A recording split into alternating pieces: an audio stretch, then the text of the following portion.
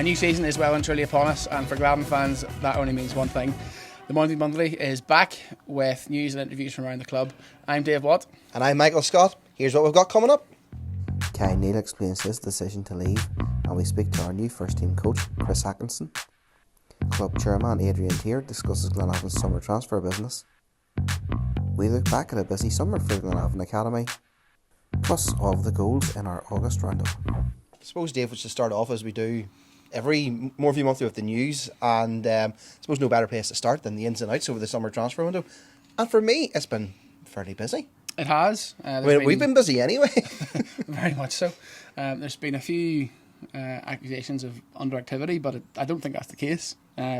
Lots of ins, quite a few outs. Yeah, well, maybe start with the outs because just looking at my list here, I suppose the biggest name on that list of the outs is obviously James Singleton. Yeah, I mean, he was at the club for 9.5 seasons. Came through the academy, won 2 Irish Cups, been part of probably the most successful era we've had for a wee while, and eventually was club captain. We understand his reasons for wanting to go, full-time football, all of that. I don't think there's really too much hard feelings in that respect. But no, don't think so. He was certainly a good servant of the club while he was here. Yeah. Andy Waterworth, of course, retired as well, which is rather unfortunate. Yeah, I think, I mean, it's been no secret we tried to sign him a couple of times before we eventually did over the years, and I think we probably got him maybe a bit too late in his career for him to have a really real impact, and through having COVID and all the complications linked to that, unfortunately we didn't see the best of him. Yeah, I think if you look at the rest of them, the players who are on the out list, I mean, I don't want to sound disrespectful to them, and I'm not being disrespectful at all. They weren't regular first teamers. You're talking, we'll run through them. For different reasons. Yeah. We'll run through them. Oisin Barr's away to Hardenwolf Welders. Kyle Beggs has gone to Ballyclare. Josh Clark was only here for a few games anyway. He would love to have had him stay on, but obviously it's never going to happen. He has joined Celtic B.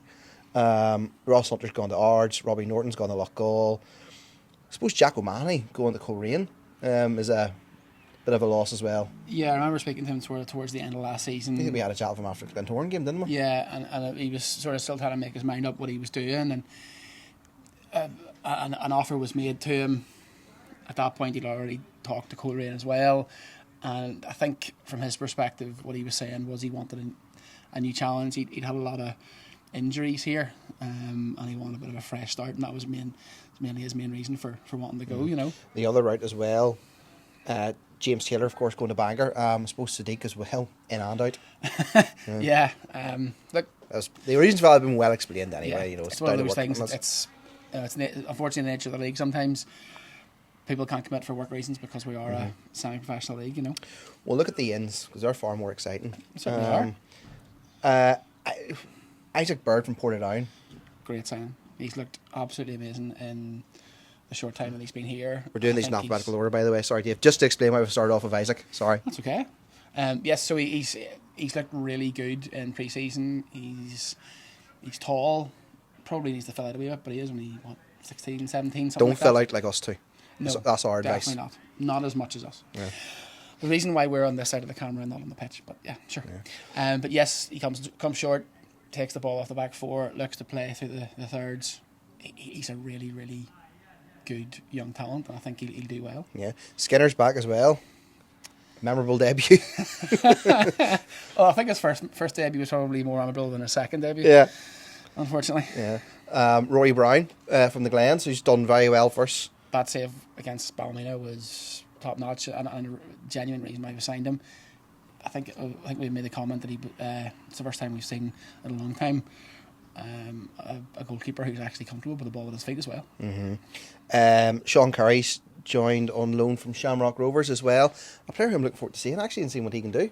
Yeah, you don't get a place at Shamrock Rovers at the age he is if you're not good, like. So hopefully in the short term that he's here, he can impress, and we'll reap the benefit of that. Yeah, Micheál Glynn also on loan from Derry City until the end of the season. Again, brilliant debut last week. I think he probably looked a bit better, actually, ironically, when we were down to 9 men. He had a few good lung busting runs. I think today's a bit cooler, so he might not get as tired as quickly. Conor Kerr from Loughgall, who I've seen play a few times, and when he was at Loughgall, and always thought he always impressed me. Certainly, yeah, definitely. He is still young, still learning his game, and the step up to the Premier League, I think he can definitely make that, and he's no better teacher in Sean Ward. Yeah, and then finally, Jack Malone from Derry City as well, who I think will find a real talent there. Yeah, I thought we had a good group of midfielders until I saw him play, and he sort of has all the attributes of everybody that we currently have in midfield all rolled into one. Maybe not as good as some of them individually, but certainly he's exceptional talent in midfield, and I think he will give us the energy and the wherewithal within the midfield to actually be able to play properly this season, and not get overrun as we have done sometimes. Yeah, they obviously were filming this before the transfer window has closed, because it's going to come out just after the transfer window was closed. But with all those ins and outs in mind, I mean, what have you made of Glenavon's business so far in the transfer window? Happy enough? Yeah, we've obviously, with the contracts that were signed at the end of last season, the 4-year deals that were signed for the main core of the squad, I think it said at that point that we were happy with the core of the squad, and it was only about making sure that we use that as a foundation to build on. I think we've done that with a couple of really quality acquisitions, as well as players there that will come in, do well, and then obviously go back to their parent clubs, or if we can get them on a deal as well, happy days. But I actually have been impressed. There hasn't been too much about, and as we know, Gary always says it's difficult to get some players because of the full-time clubs paying more money. Some guys think they're entitled to a piece of that at clubs with lesser financial means, shall we say. And I think Gary's done really well to bring guys in on the budget that he's got. We'll look at some of the other news around the club as well, and what's been going on. There's been a few, just as David McClure, our groundsman, walks past us. You can't see him, we can. There's been a few improvements around the ground as well. I mean, the place has had a bit of a lick of paint. It has, no more so than where we're currently standing. Dugouts have been painted. Obviously, we had some dugouts kindly donated to us towards the end of last season, brand new extra ones, and then the existing ones have been painted to match, and it looks well. Yeah. The work Davey does is always a thankless task, but certainly one that we appreciate as he walks past with he comes, he owes us a tenner for that. Walls have been painted too as well behind the goals, which is always keeps the place nice and neat and tidy looking. And we have a few new sponsors up as well. Yeah, Eddie's been busy. He has indeed. Yeah. As always, we appreciate the investment from all the sponsors that we have. Anybody out there who wants to get their sign up, or even some social media coverage, or on the big screen. The big screen. We love you all. That's it. Get in touch. Get in touch with Eddie. The training pitch, yes, which is just over to my left. Can't remember my left and right. Camera right. Yeah. That's due to open very soon, I think. It is. We've seen it sort of progress over the last wee while. I think the hospital end was becoming a wee bit of an eyesore for a lot of people, and it was sort of, there'd been different ideas about what was going to happen for it and happen to it, and eventually they decided to go with the training pitch, and the academy will get a lot of use out of that. It is going to be grass initially, and I think potentially, depending on how the development at the Gordon playing fields goes, it might end up as a 4G pitch, but certainly the plan in the short and the medium term is for grass. Oh yeah, another thing we mentioned as well, you may have seen on social media that a lot of supporters clubs are pitching for members, and I suppose from my own point of view, I'm obviously on the committee of the Victoria, would love to have new members. Every club would love to have new members. So what are the benefits of joining a supporters club in general? You get your travel. You pay a monthly fee in most cases. I think it's usually around a tenner. You get your travel on the bus, which is great to have actually in this day and age whenever you have obviously the cost of living, the price of fuel, which thankfully is starting to come down, but Just a bit. It's still expensive enough to get to away games, and we, at least the travel is there for you for the sake of what, $250 a week. That's not bad. For you wouldn't pay $250 for a bus trip to Korea, I can tell you. Definitely with bus companies. So, and the crack's better. The crack is better. The crack is a lot better. You get to sit and have a bit of a yarn with your pals. It's good fun. I'm unfortunate because I haven't, over the last year or so, I haven't been able to enjoy a proper away trip with the Victoria lads because I've been busy doing all this stuff. But I'm going to make a point of it this season. I'm going to get an away trip with the boys. But as well as that, you also get to use the club's facilities in most cases. Like, for example, you've obviously got 3 clubs underneath the support or underneath the main stand here. All of bars and whatever else you get to go in, you can use those there. And of course, then the main reason for supporters clubs is to raise funds for the club. So most clubs will make a donation at the end of the season, based on what they have raised across the course of the season, whether that be from members' dues, whether that be from bar takings, from events that have held, things like that there. So it's a really worthwhile thing to do if you want to feel part of the club. Join a supporters club, absolutely. Definitely would advise that, yeah. Yeah. The other thing as well we'll mention as well is just over behind us, or in front of us actually in the Crescent end, a new memorial is being unveiled. It is, yeah. I nearly fell over there, sorry. We're filming this before the bars are open, so Michael is definitely sober, I think. But yes, ignore that. The yes, the new memorial up there at the back of the Crescent end is it's been done by actually one of the supporters clubs, the Spirit of 2014. It has indeed. They approached the board with a couple of ideas of how we could remember Glenavon fans who have sadly passed away over the years. Certainly there was quite a few of them over COVID, and even before then. So we would encourage anybody who is related to or knows of any fans who they would like featured on that memorial wall to get in touch with the guys and the club or the Spirit of 2014 Supporters Club, so that they can have their name featured on that as well. So I think it's a really good appropriate way to remember. A nice initiative.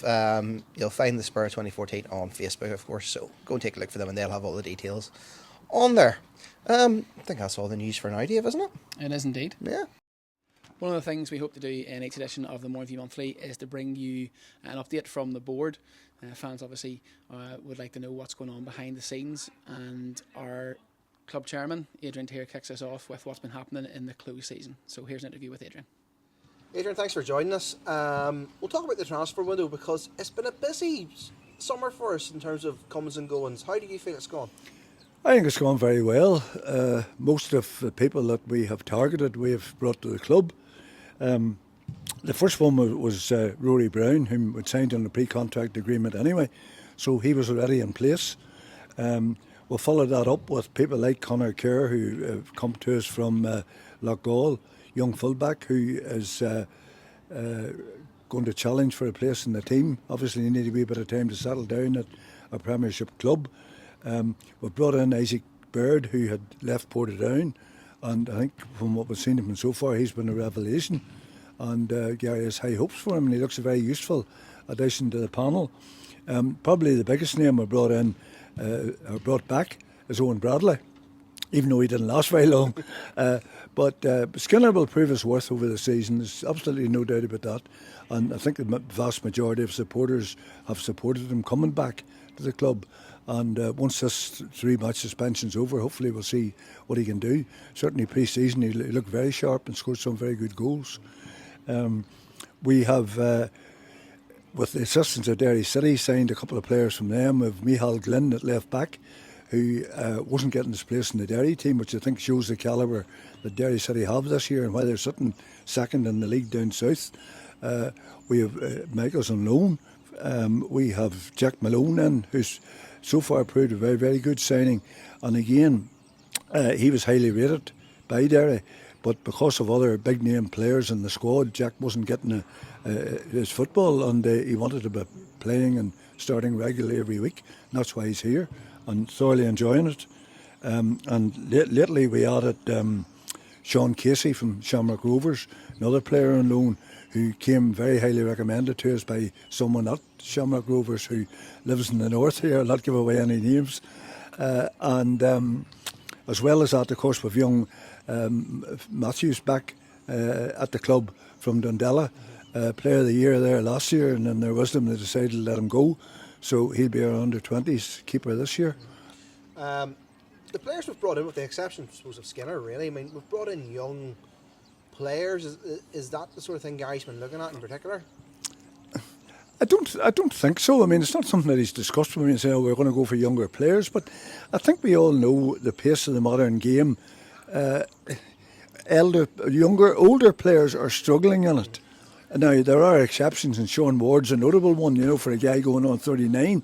He's as fit as anybody. But the pace of the game now, you're inclined to say it's more for a young person than the sort of 33, 34-year-old. And if we can bring in young players as we're doing, you'd hope to keep these people at the club for quite a lifetime, if possible. That'll be our aim. What have you made of our start to the season, Adrian? I mean, obviously there was a slightly disappointing defeat against Larne, where it was unlucky, I suppose, more than anything else. A good comeback against Ballymena, and fantastic win recently against Coleraine as well. Well, the Ballymena game was a game of two halves, coin a phrase. First half I thought we were dreadful. Second half, for some reason, we started to play, and it was a real heroic performance in the second half to come away with a point. And you could argue that if it hadn't been for the two indiscretions, we may very well have won the match. The Larne game, unfortunate to come out of that with nothing, and the least said about the officiating, the better. Coleraine lost Friday night. We were tremendous when the first ball kicked. Played with tremendous skill, determination, aggression, closing down, covering back. Excellent performance. I suppose it all augurs well for what's going to be a hard month coming up, I suppose, with some of the fixtures we have, including Cliftonville, Linfield and Glenavon. Yeah, well, I mean, there are no easy fixtures at all. We're talking tonight, for example, it's Newry, it's Saturday, it's Carrick. The average folk will be saying, that's 6 points. Not 6 points. These will be as hard a games as playing Linfield, playing Cliftonville, playing Glentoran. They are for Glenavon, I know that. They always have been.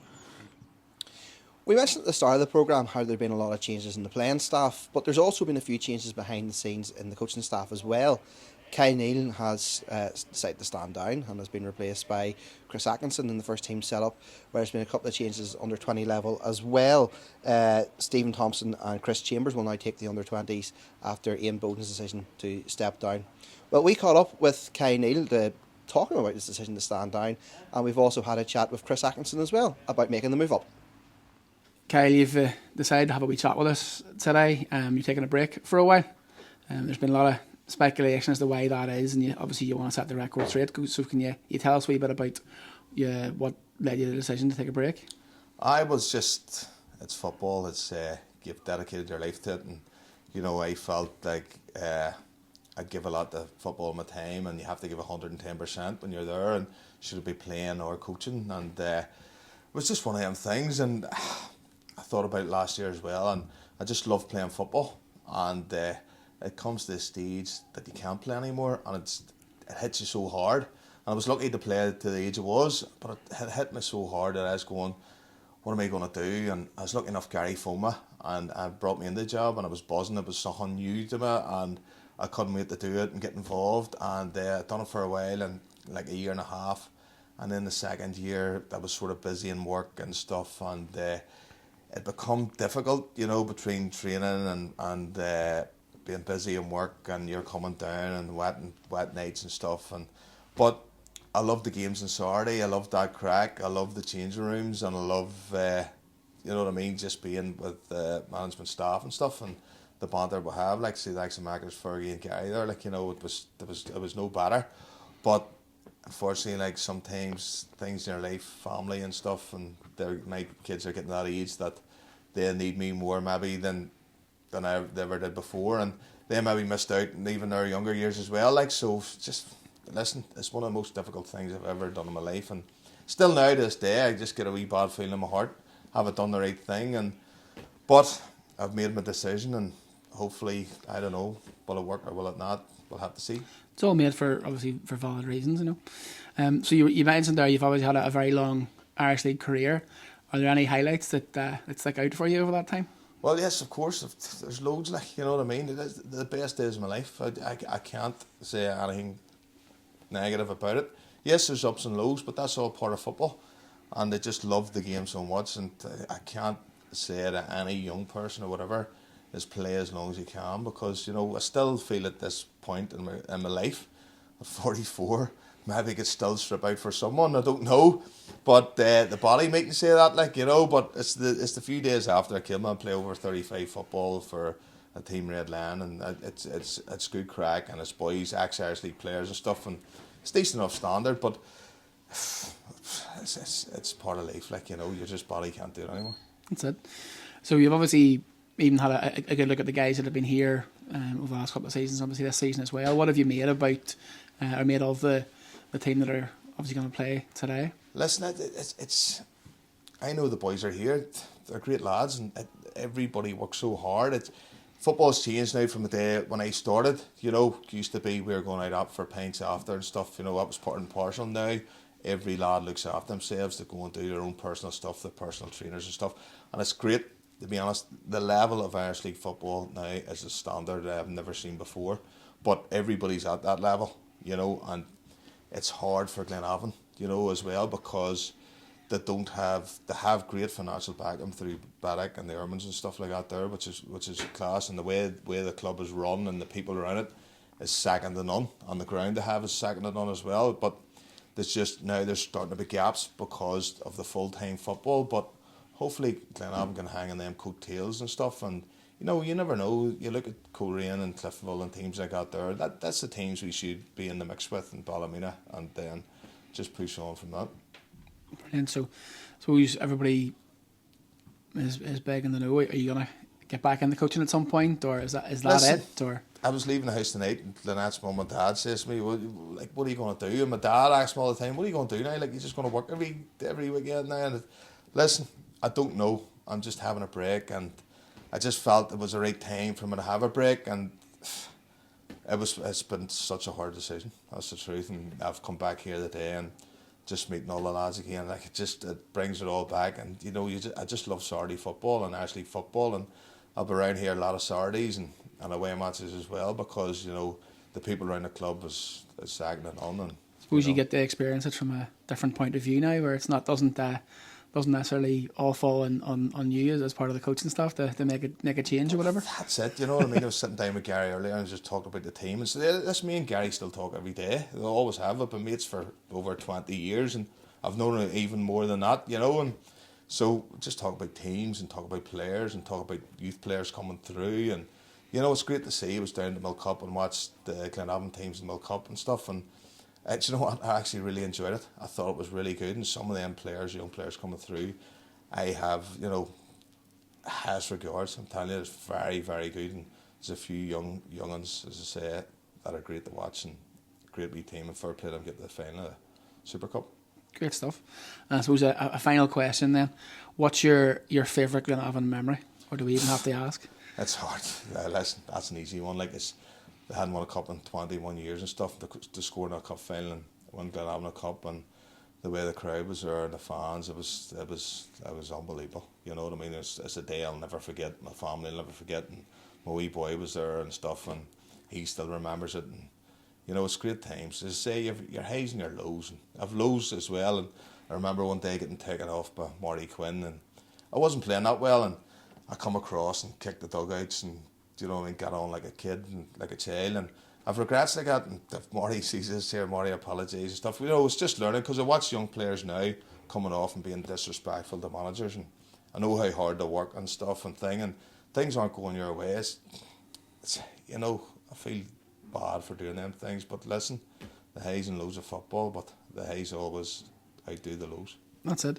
And I suppose from everybody at Glenavon, you certainly will be missed in the respect of being on the staff, but I think I speak on behalf of everybody at Glenavon, you'll definitely be welcome here at any time. Well, that's it. A lot of people have been telling me, the chairman and the board and stuff, have been texting me and say, look, Kyle, come here, you're welcome every weekend. And you know, that's a credit, you know, to them, for me, and it's an honour for me for them to text me that there and say that you can come any weekend. So it's great to see, like, but hopefully we'll be here most weekends.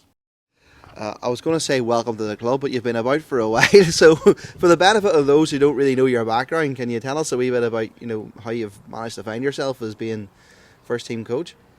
Yeah, I suppose came in actually 10 years ago this year, believe it or not. So it's flew. Started under 10, worked my way up with different age groups. Stayed with the 04 age group for a few years actually, but and then got the role at under 18s. And then went in with Andy Matt then at under 20s. So yeah, and then obviously got this opportunity. But it's just, I suppose it's what the club's all about, not just developing players, developing coaches as well. So Gaz was good enough to give me the opportunity. So looking forward to it. I suppose one of the key things that Glenavon have always done, particularly under Gary's reign, is bring through young players, and having that insight, coming from the 20s, that'll be really helpful going forward.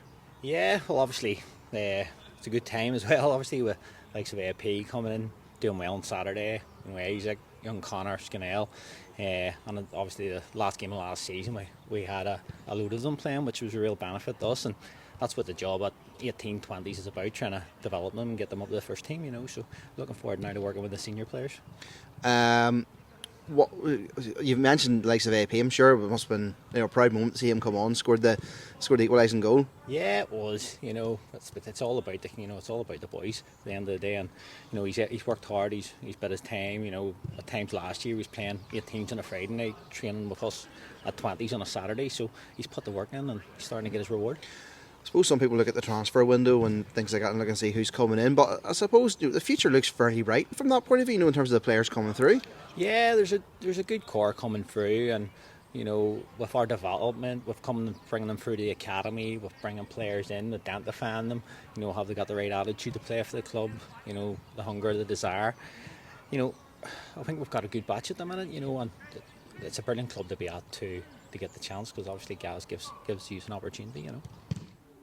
Now, everyone was so proud of how our academy teams got on at the Super Cup NI, in particular our 2008s, who competed in the youth section of the competition, and indeed they got to the final of that section, and were very unfortunate to lose to a very good Charlton Athletic side in the final.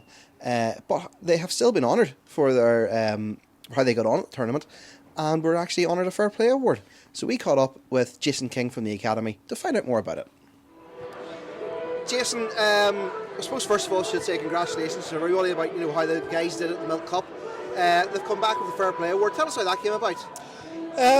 Well, firstly, Michael, I hope it's a lot to do with the environment that's created within the academy on a day-to-day basis. I don't think you go away to a tournament for a week and suddenly transform into that sort of team and those sort of players without it happening all year long within the academy. So great credit goes to their coaches and everybody around the boys. Specifically, the boys supported the Be Positive charity that was set up by the parents of young Adam Watson, who tragically passed away a number of days after we returned from the Super Cup. And during that, the boys handed out wristbands and shared that message with every team and every supporter and every coach that they came across. So I think that, coupled with the environment that was created for them during that week by everybody, and I hope the environment that is created within the academy on a weekly basis, propelled them to that award. And also we have to mention the fact that they got to the Super Cup final proper, and were the last Irish League academy side standing. So I think it was a massively positive week for us. That's what I was going to ask you, because for the boys to get that far and then get the exposure of playing, having the match live stream on the BBC and all that there, a great experience for them the whole week long. No, listen, it was. They were fantastic on and off the pitch. Players, coaches, parents, everybody were credit to themselves, credit to their families and the academy. And as chairman of the academy, I couldn't be more proud of all of them. They were fantastic.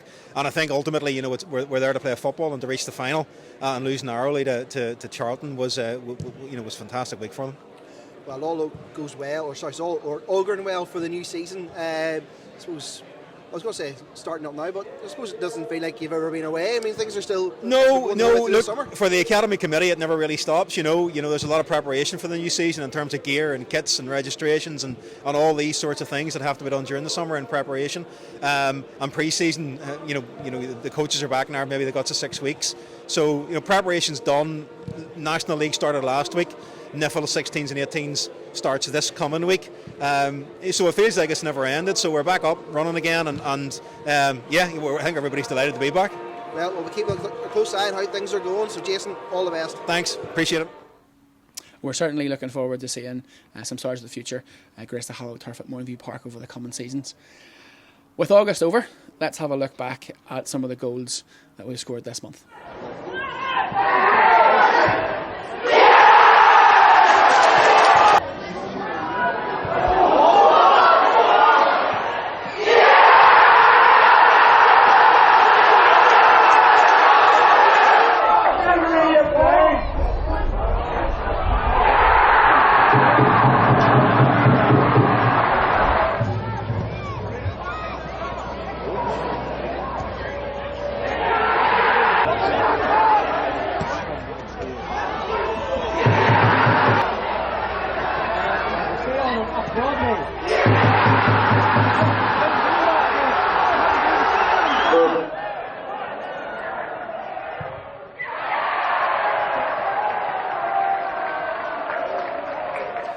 So, that's it for this edition of the Mourneview Monthly. It's been great to be back.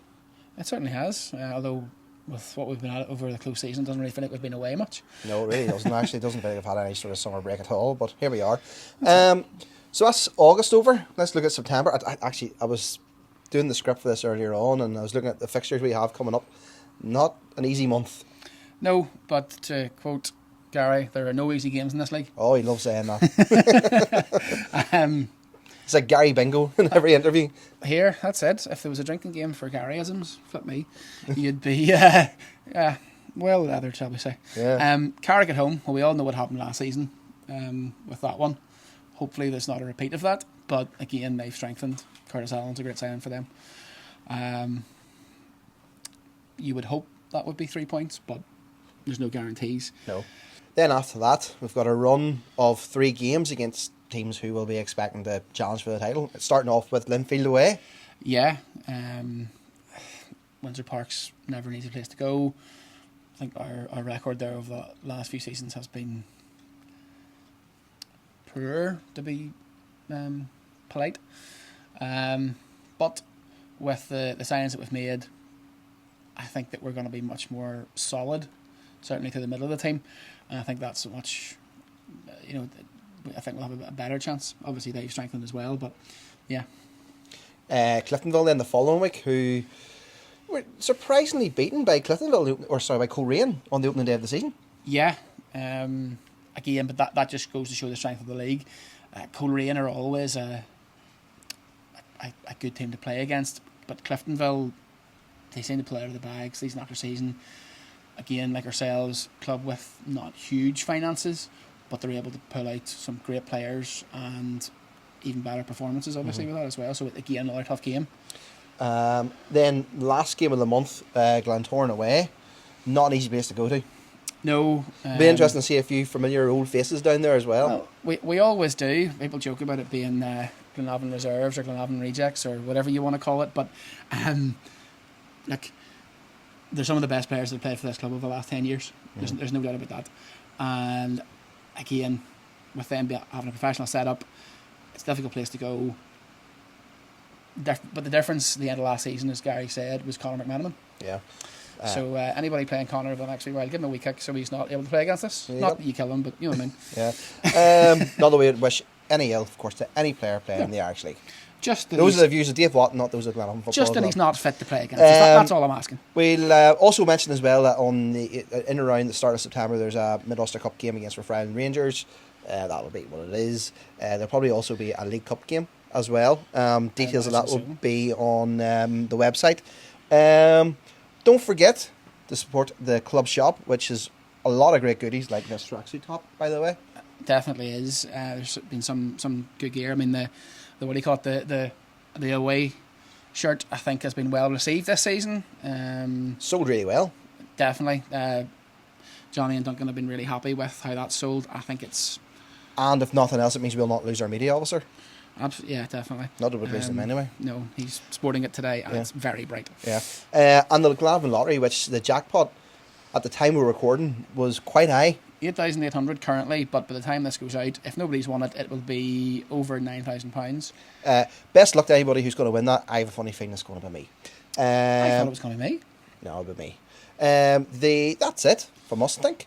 I think it is, yeah. We'll be back again at the end of September with the next Mourneview Monthly, episode 2 of season 2. And until then, we will see you then. All the best. And there's also a Mid-Ulster Derby in there as well. Oh, why? Mid-Ulster Derby as well. We'll preview that at the end of the next episode. But until then, cheerio. See you soon.